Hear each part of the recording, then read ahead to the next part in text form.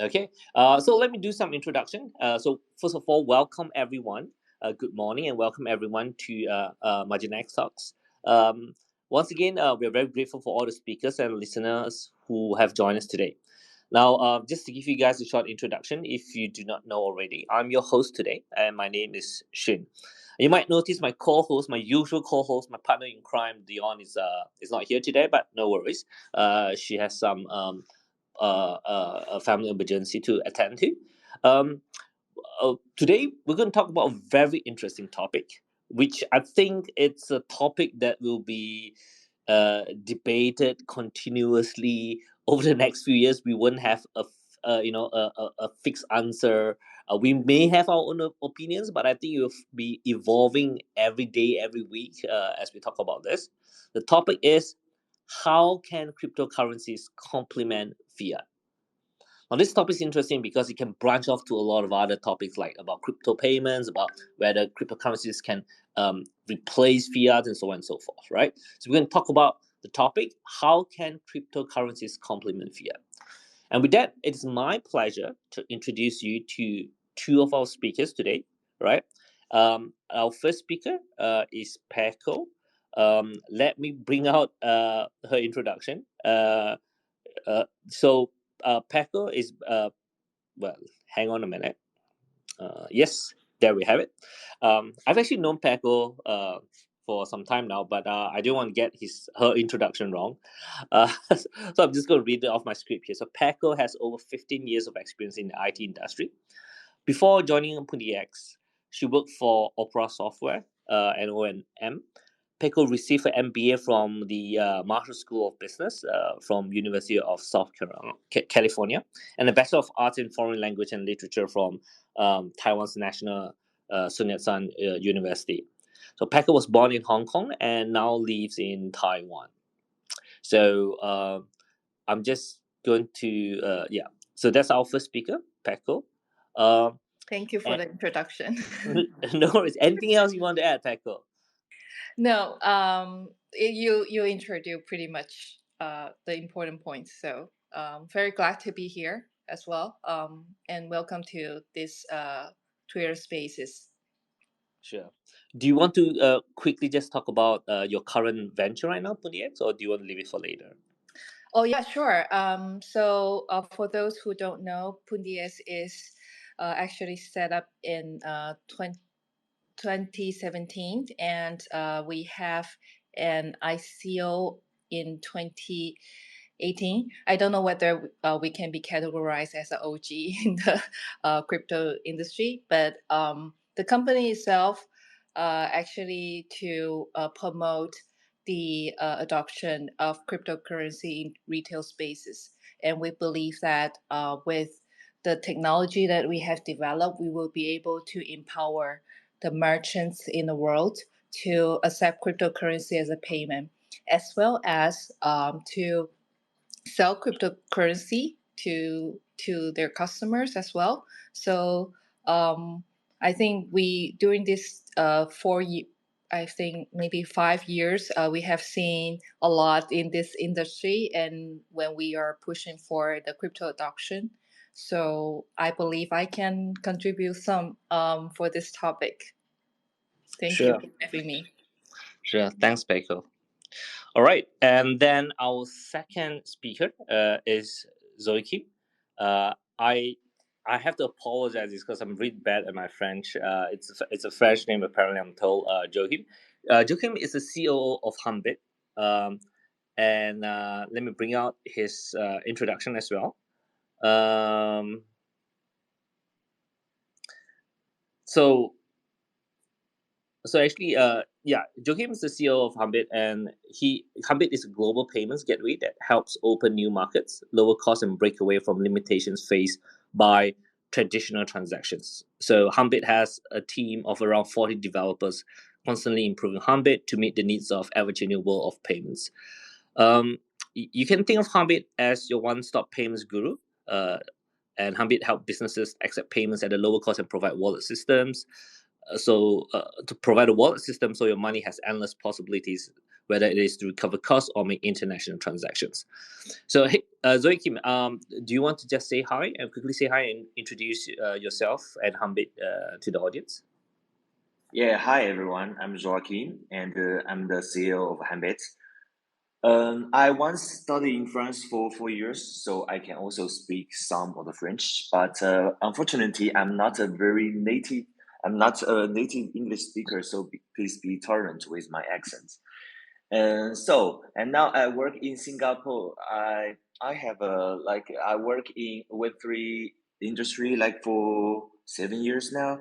So very glad to be here. All right. Thanks, Zoe Kim. My French is not good. I only know how to say oui, and merci beaucoup. That's about it. All right. It's So very good. It's very good. we need that to shop around Paris. All right. So without further ado, before we start, just let me quickly introduce myself again. My name is Shin. If you have missed that earlier, I'm from MarginX. I'm one of the core contributors of MarginX, and MarginX, if I could blow my own trumpet a little bit, is a Cosmos-based DEX, decentralized exchange DEX, built on the FunctionX network. In simpler terms, MarginX is what we like to call your bridge to the world of DeFi. We try to make DeFi easy to learn, understand, and use. So, whether you're looking to advance some perpetual trading or you're just beginner to grow some passive income with the crypto space, MarginX has the solution for you. So, for more information about MarginX, you can visit us at marginx.io. And as Zoe Kim has pointed out, all three speakers today are Chinese speakers. So I can totally understand that sometimes when it comes to certain specific terms, it's much more easier to speak in Mandarin. And if you want to chip in with some Mandarin words, that's fun. This is a casual chat, so no pressure. Can mix it around. In Singapore and Malaysia, we mix all the languages together in one sentences. That's not a problem at all. So yeah, so let's start. Let's start now with the elephant in the room, with the topic: how can crypto complement fiat? Now, my first question, I just want to very quickly ask both our speakers a very broad question, right? Can we all agree that crypto is not going to take over fiat, but only complement it? Are we agreeing to this statement or not? And if so, why? Okay, maybe I can chip in my idea. I think crypto can complement the fiat because now we are actually in the environment that we all use our national currency, and I don't think that not any other single method can replace all, because if it does, it would be we will be in a total controlled environment. But I think for payment, the customer or the user should have the flexibility to choose what they would like to pay for.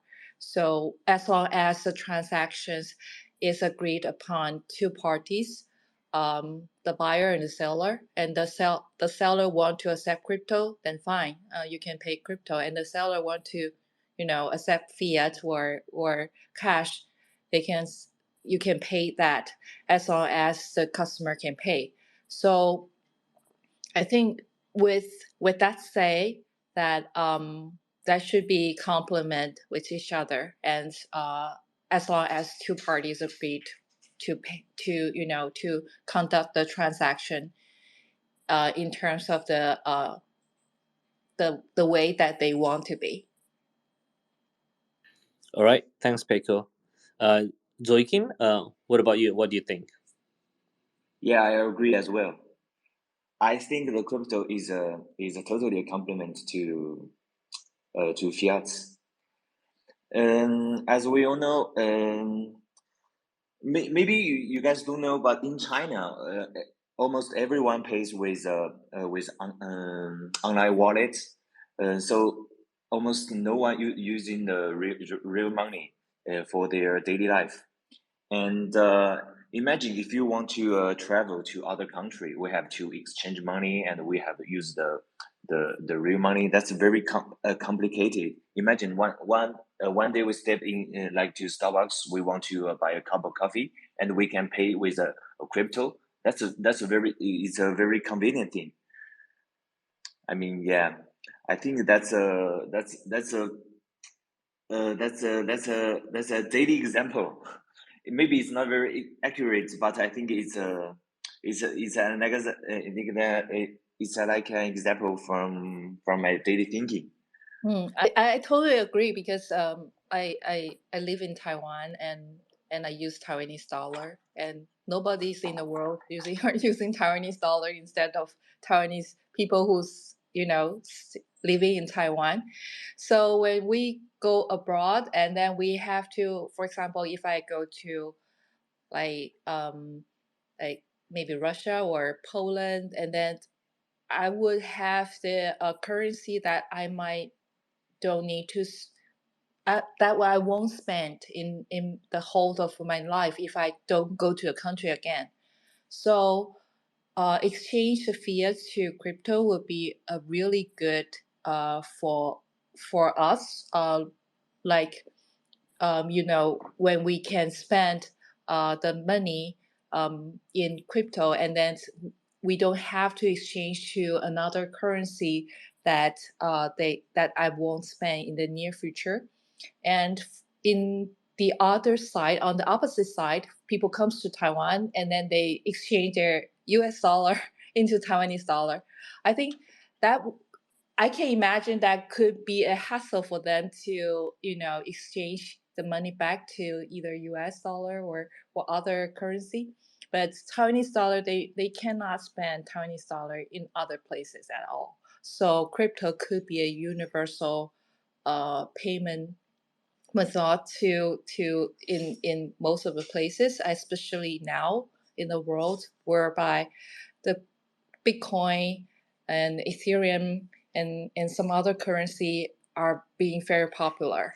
I mean, being recognized amongst uh, the people around the world.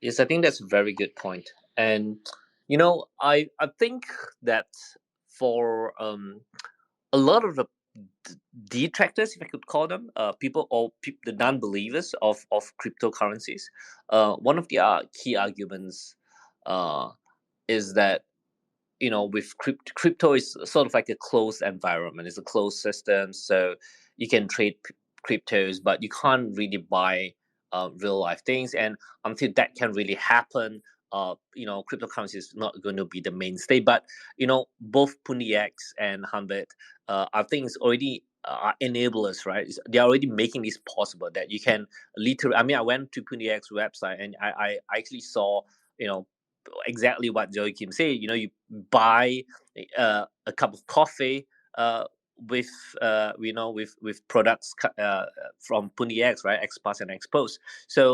So I actually see like these are enablers, and that it is we are making it possible, and things changes so fast in crypto world. So I think it's yeah, it's too early to write off us that we are a closed system.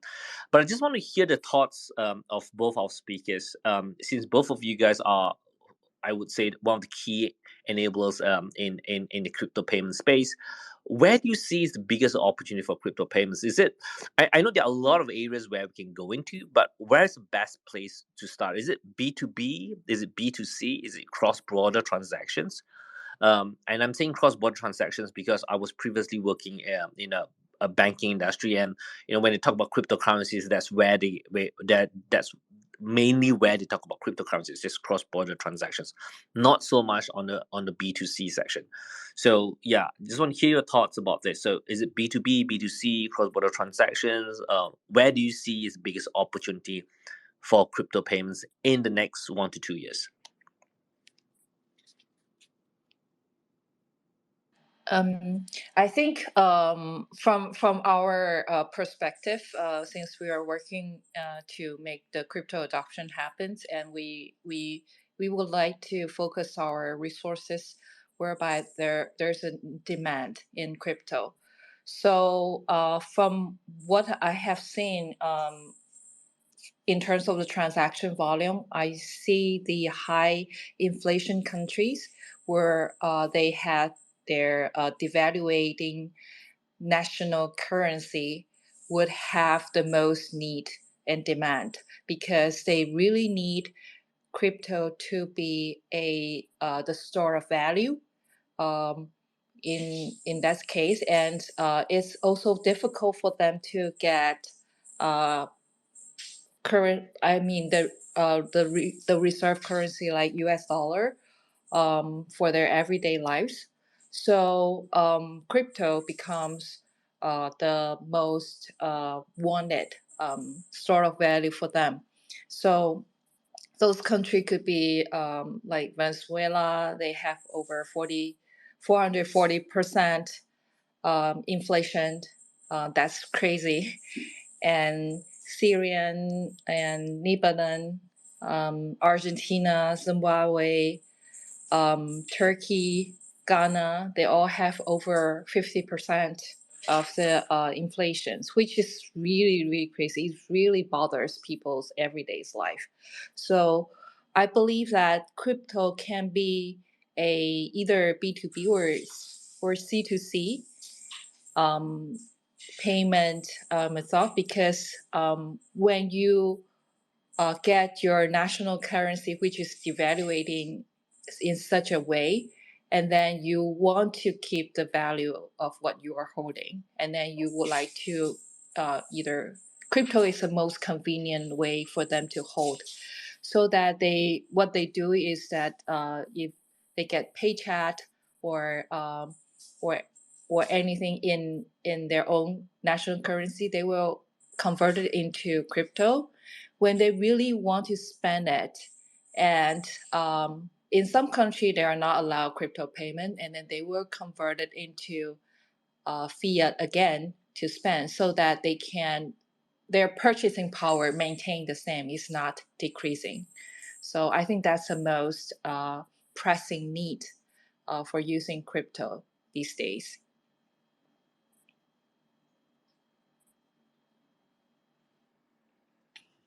Right. Thanks, Petro. Zoe Kim, you got something to add to that? Yeah, I think to my opinion, for the I think the 2B and the 2C are both important for the cryptocurrencies, and I think the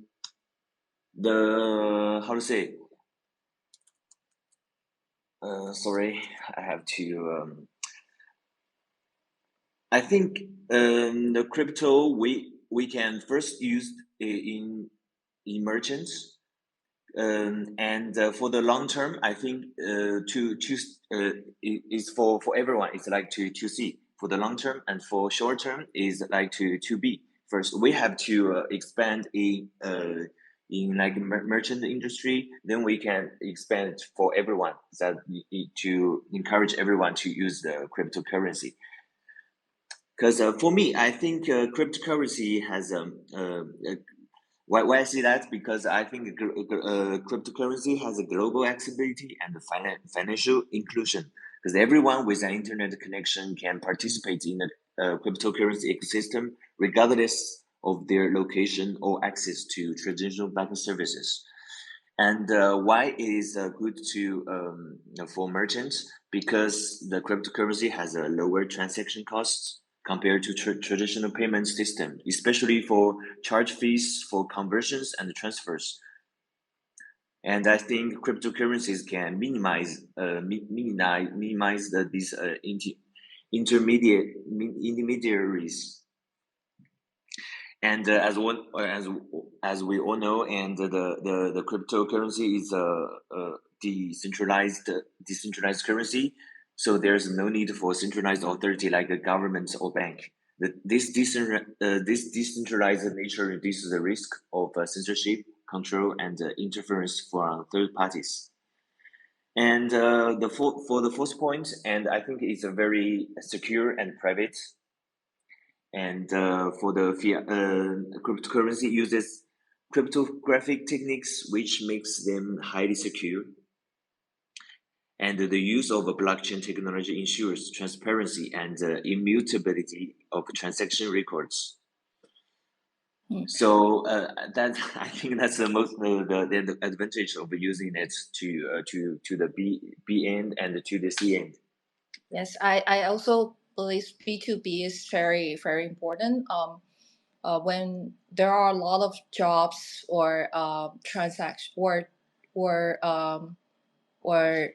trading, not just for crypto trading, but for maybe international trading, they were exchanging goods and services, and we always have the experience of when you need to pay the other party to get this product or services, and the money stuck in somewhere in the bank, and it doesn't goes to the people's the cell the other wallet at the same time that you send it like instantly.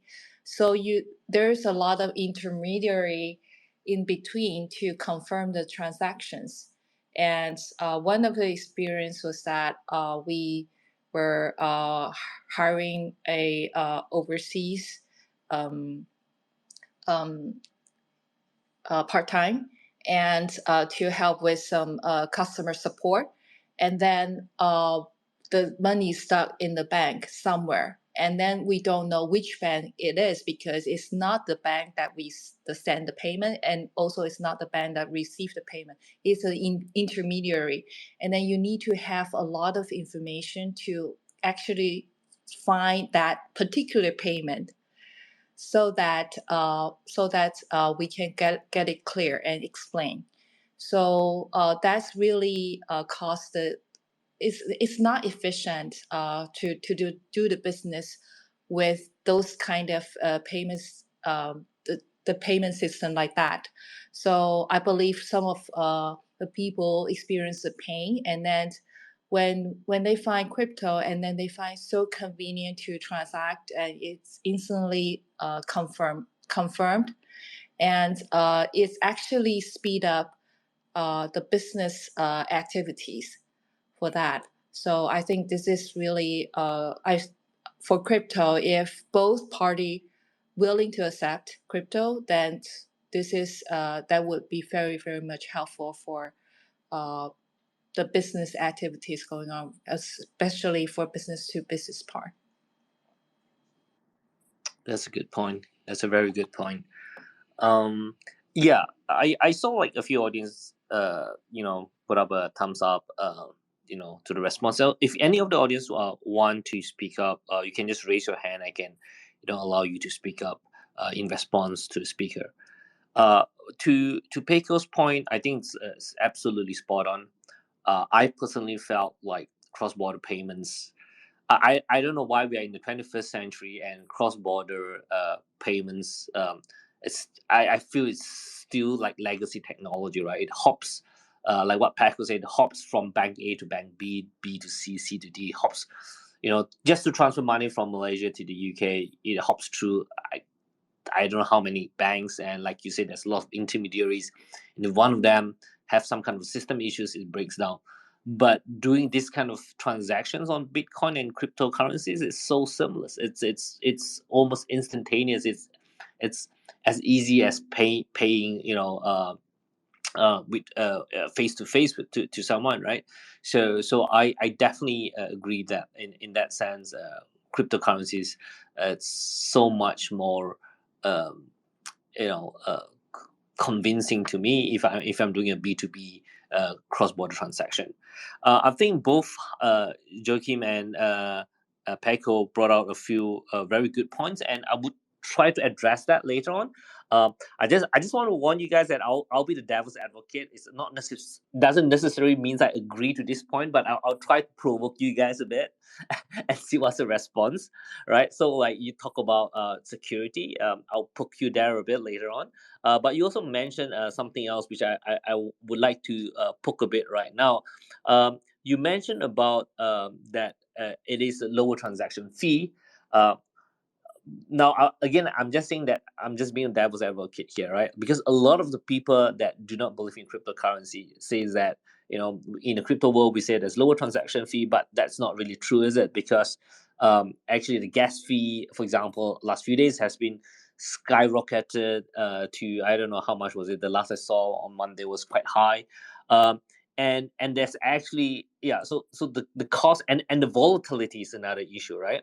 Like one of the key point of using fiat is that it is fairly stable. If I'm paid $10,000 today for my salary, um, tomorrow it will be worth roughly $10,000, and I can buy roughly the same amount of things. But if I'm paid one Bitcoin today, but tomorrow it might be half of what I'm paid for. So volatility and transactions in the form of gas fees. So these are common point counter arguments to saying that cryptocurrency is really not there yet. And I just want to see if our speakers or any of our audience here have an opinion on that. What are your thoughts on this when people come to the blockchain people and the crypto people and say that, yeah, we don't really have low transaction fees? That's not really true. What's your response to that? I think I would have to. That's why Pundies is here to solve these issues. This is exactly the questions or concern that we would like to resolve. Because we all know that cryptocurrency has these issues like the price volatility, and how we resolve this issue is to, for example, if the merchants accept Bitcoin, there will be two situations. One is that this merchant he knows the volatility, he knows the differences, and still he want to hold Bitcoin as it is, so that I would say is a Bitcoiner. They want to collect Bitcoin as many as possible. They want to stack sets. And the other part is that they want to accept crypto, but they actually they cannot afford the volatility, because when they receive money, they have to spend it elsewhere to kind of purchasing their goods, to replenish, to pay the employee, to provide the products.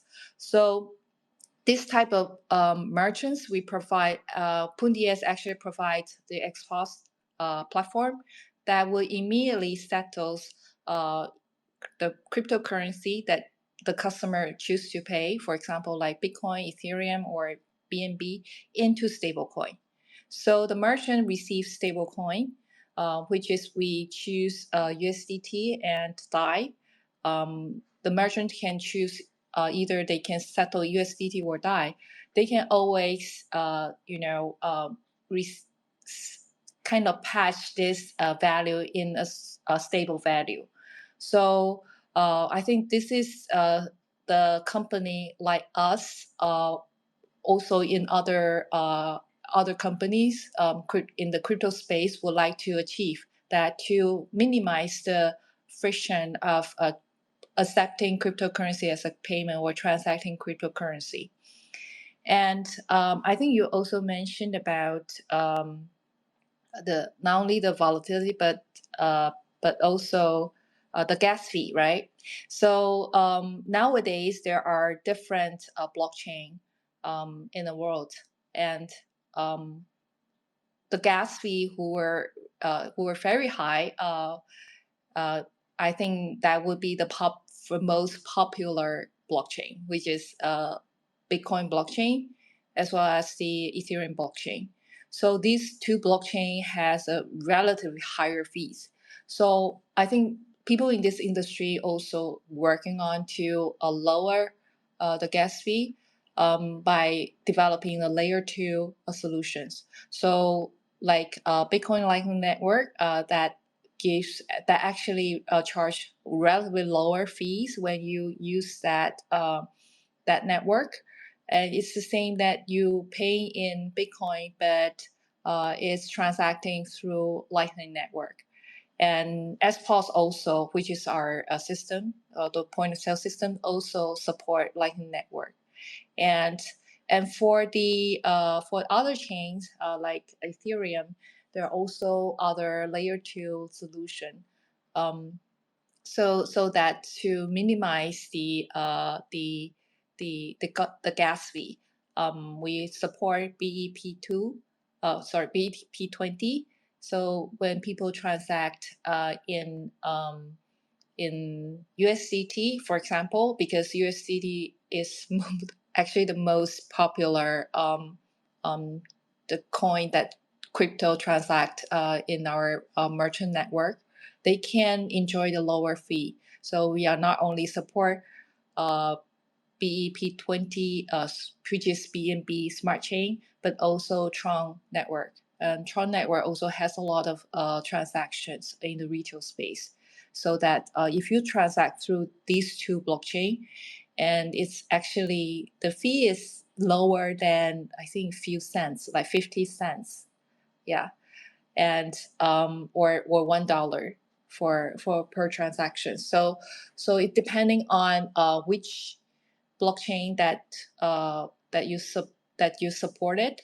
And I think for us as a payment solution provider, we need to constantly look into these issues to minimize the friction that people adopt crypto, and also to reduce uh, the burden of the consumer as well. Yeah. Okay, thanks, Paco. Joking? I think Peko has a very good points. Sure. You want to add to that, or? No, I'm good. Yeah. Okay. Yeah, I think Paco also mentioned something about earlier, Paco mentioned about the what was that, the inflation rate. So sometimes when we talk about volatility, we are only looking at those big fiats. But actually, for a lot of other countries, or for the unbanked communities, sometimes Bitcoin's not as volatile as what everyone says, because there are fiats out there that's more volatile than than the cryptocurrencies out there. And we have stable coins, and I think Peko made very good points. We have a lot of other tools. We have XRP right now. We have Trons, which all offer really low transaction fees. So there are solutions. It's just a matter of integrating solutions and introducing these solutions to the right consumers. Now, I just want to bring very quickly to attention to a very good point that was raised by David Bankay, which is in our audience. He asked, this is his question, verbatim: where do CBDCs fall in your analysis? In other words, it's not just crypto versus fiat. I think that's a very good question. I mean, we have been talking about crypto and fiats. Where does where do CBDC actually fall in this picture? I mean, do we see them as a bridge? Do we even see them as a fiat or crypto? Right? I think that itself also it's controversial, right? So I just want to hear the thoughts of our two speakers here. What are your thoughts on CBDCs, and where do you think they sit in this age-old fight between crypto and fiats and whatnot?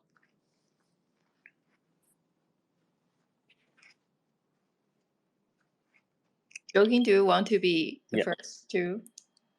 Lady first, Peko. You can go first. Um, well, CBDC.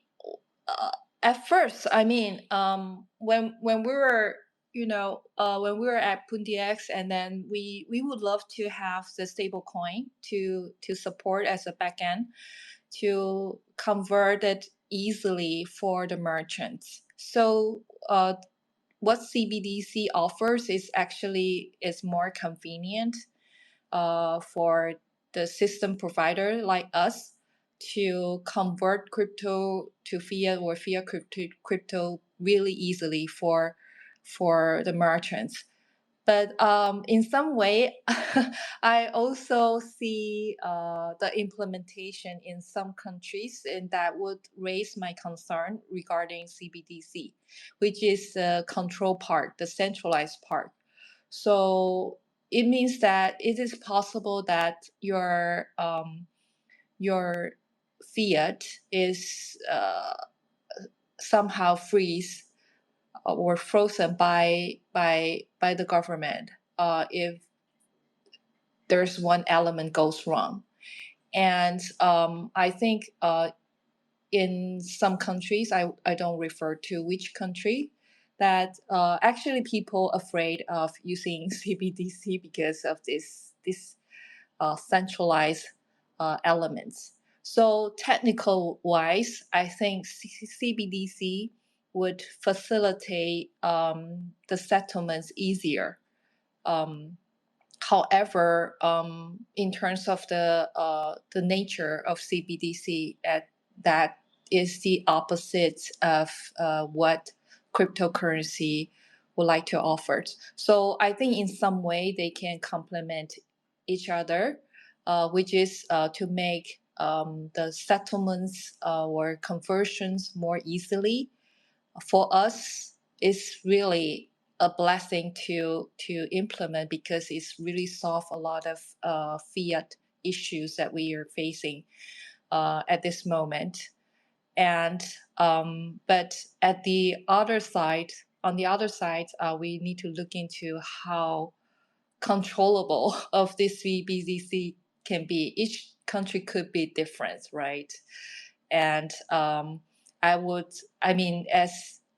seeing this CBDC, I would also do your own research on how this can go, because different countries really have different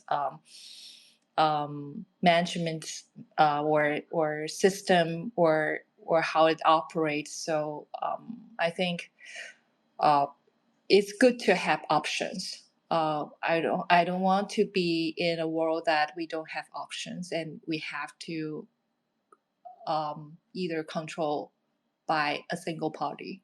Yeah. Yeah, I really like that quote. I think having options is very important.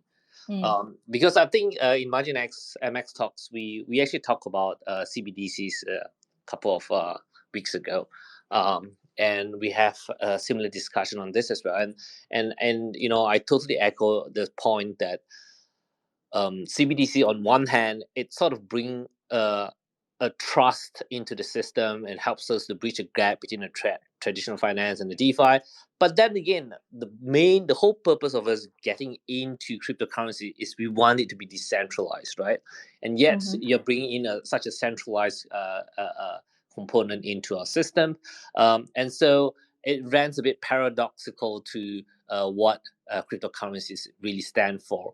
And to your point earlier, like when you said, no other countries outside, not a lot of places except Taiwanese dollars, and and if you imagine if you use CBDCs, that's not going to solve the problem at all, right? Like, Bitcoin is universal. You could use it elsewhere, but if I imagine if, let's say, Taiwan come up with a kind of a stable coin, or and there will be a lot of all these kind of challenges that we have to face because it's centralized. There'll be politics, there'll be geopolitics, and it makes things a lot complicated. But it does sort of help to make the ecosystems more diverse and complement each other nicely. I always say that anything that's not digital is everything that's digital is our friend, right? Our real enemy is not everything that's non-digital. So it doesn't matter what kind of name you put up there, as long as digital money, we are part of the family. Maybe a distant relative, but still part of the family. Yeah. Zoe Kim, is there anything you want to add to this conversation on CBDCs? I think more countries will launch major CBDCs, and especially in China is in a leading position. But concern about its privacy has also grow stronger. However, some have questioned the privacy implication of CBDCs as they present an opportunity for countries to keep tabs on the movement of money at a macro level. I think that's my opinion. Sure, thanks. I think that's a very good point as well. And I think China is one of the country that's most um, uh, advanced or most aggressive when it comes to CBDCs. And I think all eyes are on China to see how they're going to implement it. You rightly pointed out so that there's privacy concerns when it comes to CBDCs. But well, we shall see, right? It's a hot topic this year. Well, let's see what's going to happen in the next couple of months. Um, so just going to bring us back to a point that Zoikim you mentioned earlier about security. And I know you yourself is into the payment space as well. So um, I just want to. So I guess this question is twofold. I think the first one is like, what is the security in place to ensure that uh, cryptocurrency payments are as safe as fiats? Because again, I'm trying to be devil's advocate here because in news we see hackings happening on a constant basis, right? Um, what kind of hacking is really going on? Because actually, hacking is it's almost become like a bad word. Like everyone says it's hacking, but there are different levels of hacking. There's phishing. You can't really blame anyone on phishing. I mean, phishing is a problem, but it's not a system problem. It's not something that uh, there's not much we can do as a product provider, or is there? I don't know. But because I felt like phishing is always like it's your own responsibility. You got scammed, you got fished, you misplaced your wallet, and you right. But there's different kind of hacks that's really hacking into your codes. So that is because the developers are not careful enough with the codes, and then there's hacks on bridges and so on and so forth. So I just want to. So my question is twofold. I just want to hear from Zoikim first that when it comes to security and fraud, what are the mitigation plans, or what are the safety net that we can build into the system right now to increase our security to reduce fraud? The second follow-up question to this is like, where do you think is the biggest challenge to cryptocurrency payments, or why is the adoption not where we want it to be today? Thank you, Margin, for the question. I think, yeah, for the fraud and for the security, it's really a problem for recently, and I think for the solution, we have to mix up the traditional way and the decentralized way. For the decentralized way, we have the mnemonic words, and we can store it online or offline. And for the traditional way, we have a two factor authentications. For example, like for the Google's authentications, and we have the Face ID. I think for the most secure way, we have to use them all. But here comes another question: if you will use them all, it becomes more complicated for like a daily using. Imagine we go to a grocery store, we have to face ID, we have to enter the code and also the memory words, and that's very complicated. But now I see some of the like Binance, they have some easier way to prove your identification for security measures. So I think it's still has a long way to go to solve the solve the problem. Okay, got Okay. it. Thanks for the feedback. See if Peko has something to add up. Right. I think for security issues, the most of for the past few years, in our records, for customer support, we saw maybe 99% of people that they don't they are not good at, for example, protecting their own passwords or assets. There are human error. I think the security issues are mostly caused by human errors. For example, maybe a scammer approach you and then you can just give out your uh, the OTP or your password, even the one-time password, and that would actually cause the problem because um, the solution provider like us to provide a lot of different type of protection, like either password or authenticator, and still your the wallet, still the wallet were the assets in your wallet could be stolen by someone else.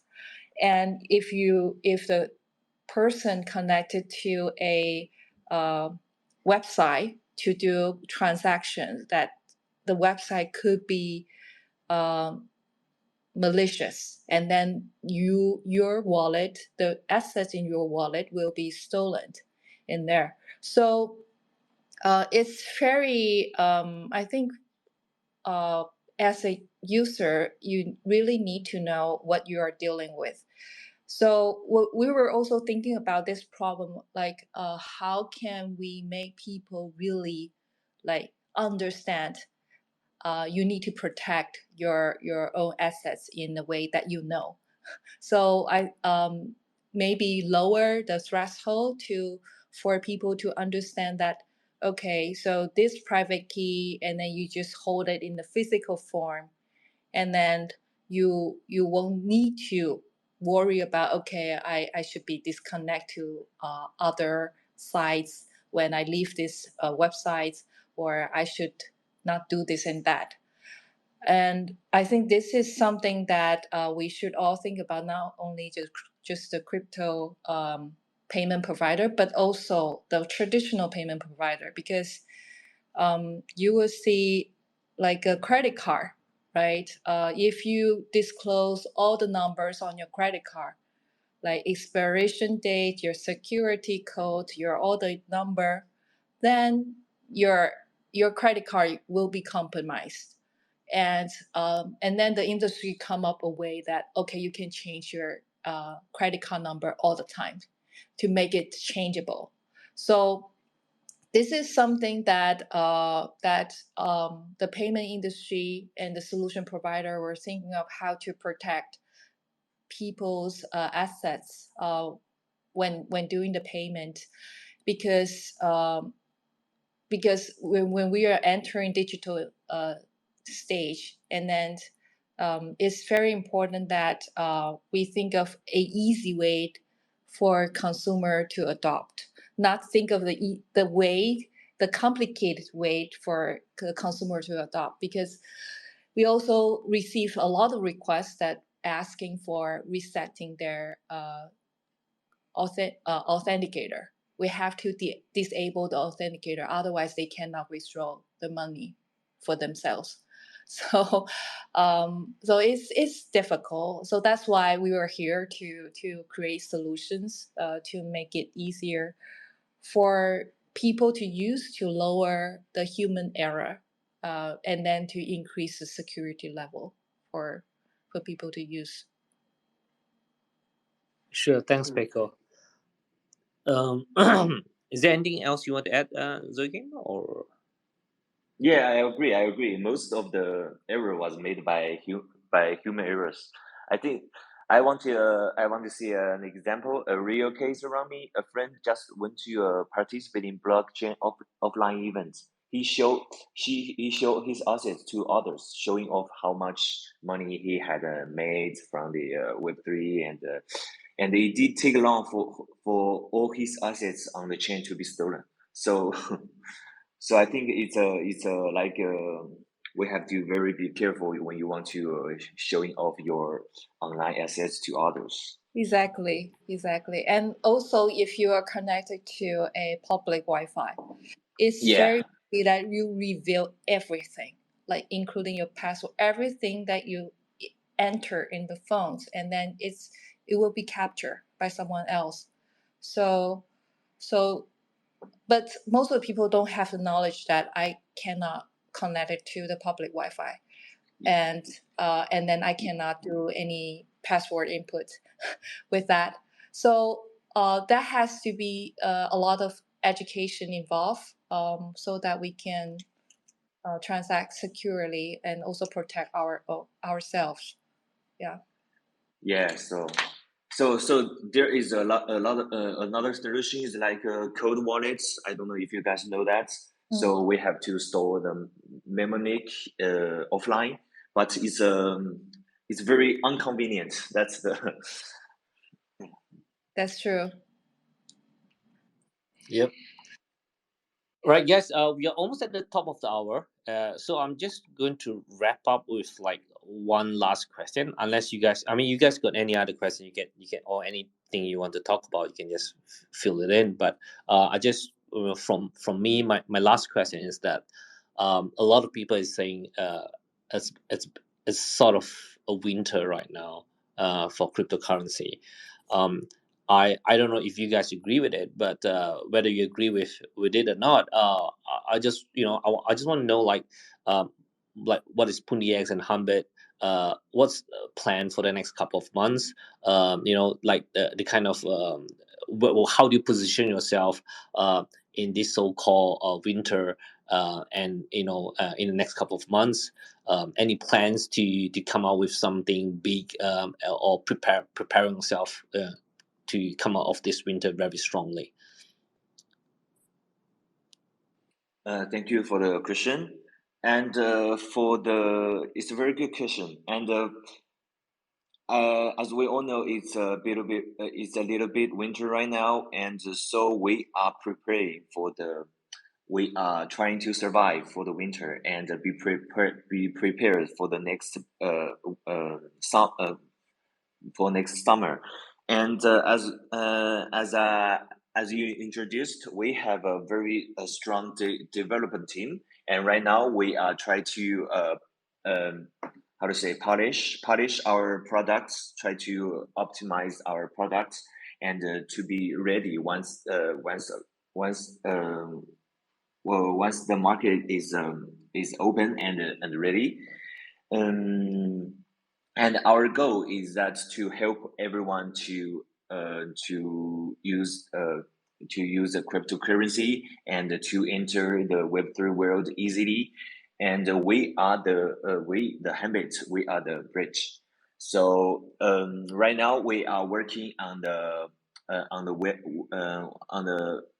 on the web product, and also we are also developing an app product. We already have an app, but it's a very how to say, it's not very good to use for right now. So we are optimized it, and it will be released shortly. And and yeah, that's what I am. That's my answer. Thank you. Thanks. That's those are good responses, Joakim. Peko, how about you? What's Pundi X strategy for the next couple of months? Right. So for us, we have been in the winter, I think in 2018 at that time. So, well, we have the experience of how to survive the winter. I think building, as Joachim says, is very important. We're continuously build our products. well, no matter it's winter or spring or summer. And it's very important to constantly involve in this industry. And if you see if if if you see our product is very very different from what we launched first in the first place in the market, that in the at first we just support Ethereum network, and now we support multiple blockchain, and also we support our own wallet and cards. Now we support almost all the wallets in the market. So we constantly built our platform to be more compatible with the current popular blockchain, the product that people were using, so that would benefit to our merchants, and the merchant will be able to accept any wallets in the market. Um, and also, we are working on to focus our resource in a certain countries. So you will see like Turkey, South Africa, the country whereby they need the cryptocurrency most urgently. I think they see cryptocurrency as a demand, like real demand in the country. We see the transaction volumes actually increase in those countries, even though it's winter, because they have the needs. They need the crypto. So we focus our resources in those countries. So you won't see that. Usually we will go to different countries to participate different blockchains conference to promote our solutions. And now you see the real adoption in those countries, and we focusing on how to build a better product to cater the needs. So this is our plan during the winter, and hopefully, I think when the bull market comes, I think we will still the same, and then it's just that there will be more demands, and hopefully our product is more matured and more reliable, for and more convenient, more easy for people to use. All right, thanks, Paco. Thanks, everyone. So it's exactly well, actually 2 minutes past 11. So we are at the top of the hour. I think we got a really good discussion going on today. I really enjoyed the casual chit chat that we have with two of our speakers. That's what we always try to be. And for MX Talks, we want it to be something easy that people can come in to talk about, and listen in with a cup of coffee in their hands. So once again, I would like to thank both our speakers. I'd like to thank for all the audience who have actually stayed with us from the beginning till now. Yeah, and have a great week. And thanks for listening to us. Please continue to follow us on Twitter, and visit us marginx.io if you have time. And thank you. Till next time. Take care, guys. Thank you. See you next time. See you.